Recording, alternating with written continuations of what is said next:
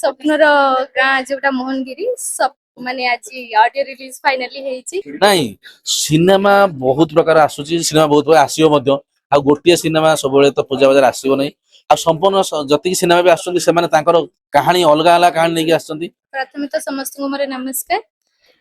ହଁ ନିଶ୍ଚୟ ସ୍ୱପ୍ନର ଗାଁ ଯୋଉଟା ମୋହନଗିରି ମାନେ ଆଜି ଅଡିଓ ରିଲିଜ ଫାଇନାଲି ହେଇଛି। ଆଉ ବହୁତ ଶୀଘ୍ର ଆଶା ଅଛି କି ଏଇଟା ଗଣେଶ ପୂଜାରେ ରିଲିଜ ବି ହେଇଯିବ ଭଲରେ ଭଲରେ। ହଁ ନିଶ୍ଚୟ ଫିଲ୍ମ ତ ବହୁତ ଭଲ ହେଇଛି, ଆମେ ଆମର ବେଷ୍ଟ ଦେଇଛୁ, ବାକି ଅଡିଏନ୍ସଙ୍କ ଉପରେ ଡିପେଣ୍ଡ।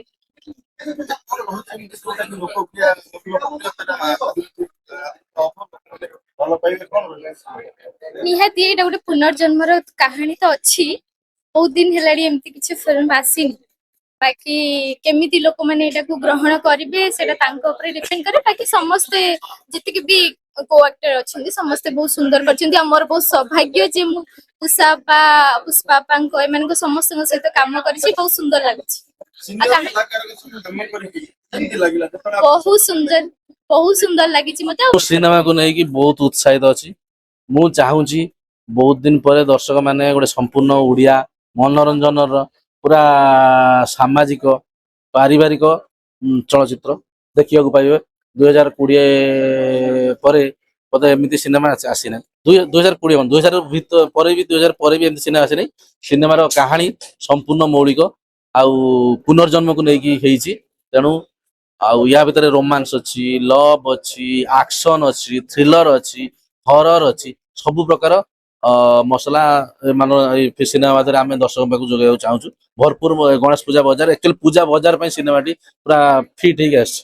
ତେଣୁ ମୁଁ ଚାହୁଁଛି ଓଡ଼ିଆ ଦର୍ଶକ ସିନେମା ହଲକୁ ଆସନ୍ତୁ, ପ୍ରେକ୍ଷାଳୟକୁ ଆସିକି ଦର୍ଶକ ସମ୍ପୂର୍ଣ୍ଣ ସିନେମାର ମନୋରଞ୍ଜନ ଉପଭୋଗ କରନ୍ତୁ। ନାଇଁ ସିନେମା ବହୁତ ପ୍ରକାର ଆସୁଛି, ସିନେମା ବହୁତ ପ୍ରକାର ଆସିବ ମଧ୍ୟ। ଆଉ ଗୋଟିଏ ସିନେମା ସବୁବେଳେ ତ ପୂଜା ବଜାର ଆସିବ ନାହିଁ। ଆଉ ସମ୍ପୂର୍ଣ୍ଣ ଯେତିକି ସିନେମା ବି ଆସୁଛନ୍ତି ସେମାନେ ତାଙ୍କର କାହାଣୀ ଅଲଗା ଅଲଗା କାହାଣୀ ନେଇକି ଆସିଛନ୍ତି।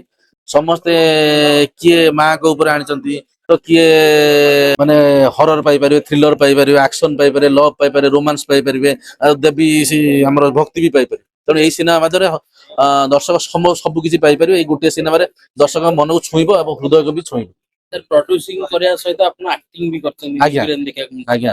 ଗୋଟେ ଇଚ୍ଛା ଥିଲା ଯେ ମୁଁ ନିଜ ଫିଲ୍ମ ପ୍ରଡ୍ୟୁସ କରିକି ଆକ୍ଟିଂ କରିବାର? ନା ଏଇଟା ଗୋଟେ ସମ୍ପୂର୍ଣ୍ଣ ଜର୍ଣ୍ଣି। ମାନେ କଳାକାର ଜୀବନରେ ଆଗକୁ ଯିବାକୁ ହେଲେ ବହୁତ କିଛି ଷ୍ଟ୍ରଗଲ କରିବାକୁ ପଡ଼ିବ, ଝଡ଼ଝଞ୍ଜା କରିବାକୁ ପଡ଼ିବ।